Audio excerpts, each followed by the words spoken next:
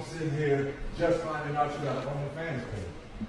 Out of all these years, yo, the disrespect that comes with it, that you couldn't even talk to me before you did it, that's bullshit, yo. That's fucked up, Keith.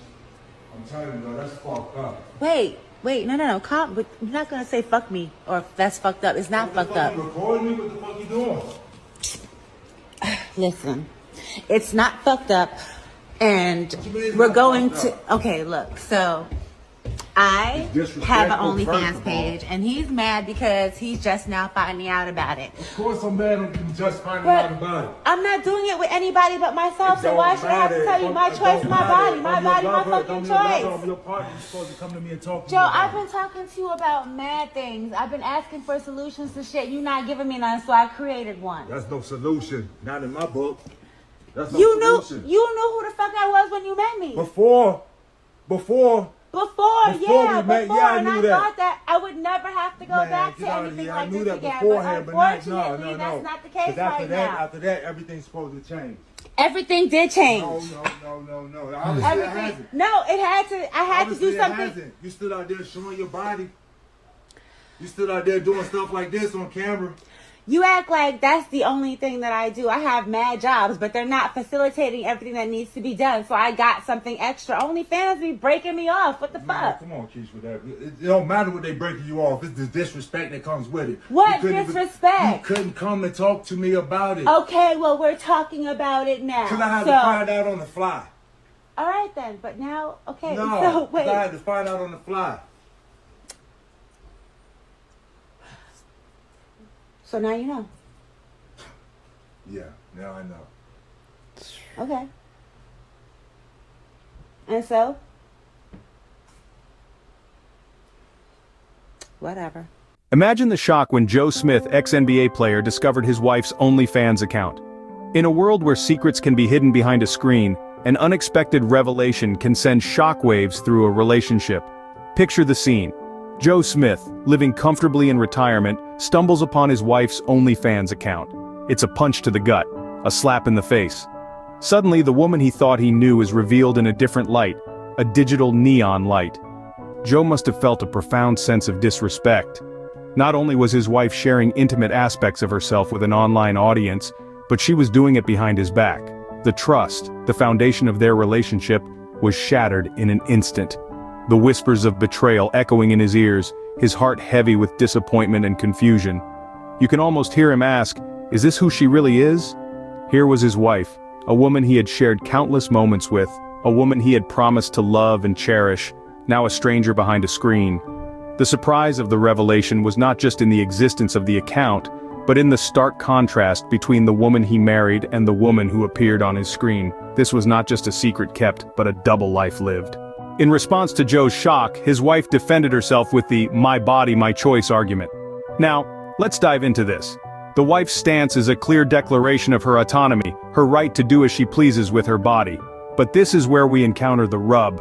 You see, in a relationship, especially a marriage, your actions are no longer solely about you. They ripple outwards, affecting your partner and the bond you share. So when she chose to create an OnlyFans account, she wasn't just exercising her right over her body. She was also making a choice that directly impacts Joe. This decision, her justification, it's a slap in the face. It's a blatant disregard for their relationship, the sanctity of their marriage, and most importantly, for Joe himself. It's as if she's saying, I don't care how this affects you or us. And that, my friends, is disrespect in its rawest form. Now let's talk about the "my body, my choice" argument. It's a powerful statement, a rallying cry for women's rights and autonomy. And it's absolutely valid in many contexts, but in a relationship there's a need for balance, for respect, for considering your partner's feelings. You can't just make unilateral decisions that could harm your relationship and then hide behind the banner of personal autonomy. Remember, autonomy does not absolve us of responsibility. And in a relationship, we have a responsibility towards our partner, towards our shared bond. So yes, it is her body and it is her choice. But it's also their relationship. And that's where the controversy lies. So we're left with a question that goes beyond Joe Smith and his wife. A question that is relevant for all relationships, and that question is, does "my body, my choice" extend to actions that directly impact your partner? Because if it does, then what's left of trust? of respect, of love. But the question remains, does my body, my choice extend to actions that directly impact your partner? She further justified her actions by reminding Joe of her past, stating, "You knew I was a hoe before we got married." And indeed, Joe was aware. He knew about his wife's promiscuous past. He knew about the wild nights, the countless partners, and the lifestyle she led before they tied the knot. He knew, and yet he chose to believe in the power of change, in the strength of love, and in the promise of a shared future. But let's take a moment to delve deeper into her past. A past filled with fleeting moments and passing flirtations where commitment was a foreign concept, and monogamy a distant thought. This was a woman who lived for the now, unconcerned with the potential consequences of her actions. And this was the woman that Joe chose to marry, hoping, perhaps naively, that the past could be left behind. Her statement, however, raises a significant question. Can past behaviors predict future actions? If someone was unfaithful or promiscuous in the past, does it mean they will continue to be so in the future? Are we forever bound by our past actions, or do we possess the capacity to change?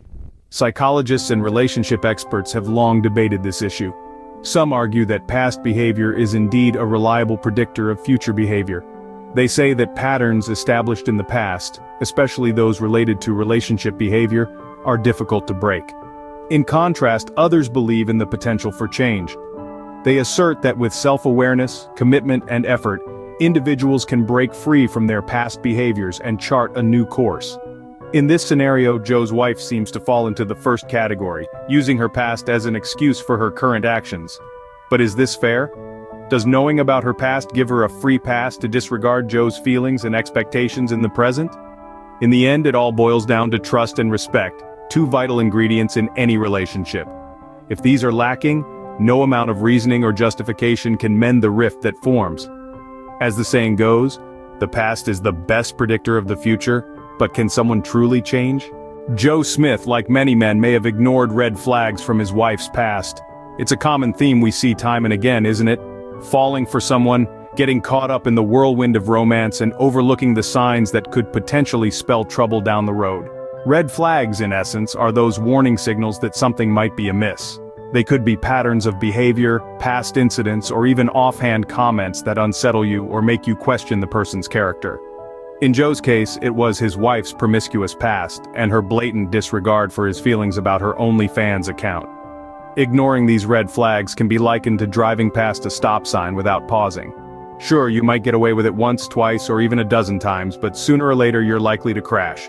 And that's exactly what happened with Joe. He loved his wife, no doubt about that. He probably convinced himself that her past didn't matter, that she had changed, but the past, as they say, is often a good predictor of the future. And in this case, her past was a clear indication of her values and her disregard for his feelings. So what's the lesson here? It's simple. Pay attention to the red flags. They're not there to ruin your romance or to make you paranoid.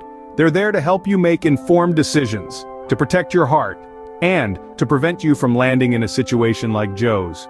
Remember, it's not about judging someone for their past. It's about understanding what that past can tell you about their character, their values, and their potential actions in the future. It's about preventing yourself from getting hurt by someone who might not have your best interests at heart. Ignoring red flags can lead to unexpected and unpleasant surprises. So, take a leaf out of Joe's book. Don't ignore the signs. They might just save you a world of heartbreak. So, can you trust a person who has a promiscuous past and promises to change after marriage? This question, my friends, is a complex and nuanced one. It's not just a simple yes or no. It's more about understanding human nature and assessing the sincerity of the person in question. Trust is the bedrock of any relationship. It's that invisible thread that binds two people together, allowing them to navigate the complexities of life hand in hand. However, trust is not a static entity. It's dynamic, fluctuating with the ebb and flow of interactions, experiences, and yes, past behaviors. Now imagine you're in a relationship with someone who has a past filled with promiscuity. They assure you that they've changed, that they are a different person now, but can you truly trust them? Can you put aside the nagging doubts, the occasional pangs of insecurity, the fear of betrayal? It's a question each of us must answer for ourselves. Let's remember that people are capable of change. It's one of the beautiful aspects of being human. Our capacity to learn, grow, and evolve. But change, especially significant behavioral change, requires more than just words. It requires consistent actions over time.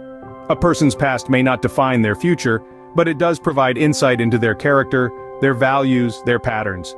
Building trust requires honesty, transparency, and commitment, especially from the person seeking to shed their past. It's not enough to say, "I've changed." They need to show it. They need to demonstrate through their actions that they are worthy of your trust. And what if trust is broken? What if the person reverts to their past behavior? It's a bitter pill to swallow, but the truth is, rebuilding trust is a daunting task. Once shattered, trust is like a mirror. Even if you manage to put the pieces back together, the cracks are always visible.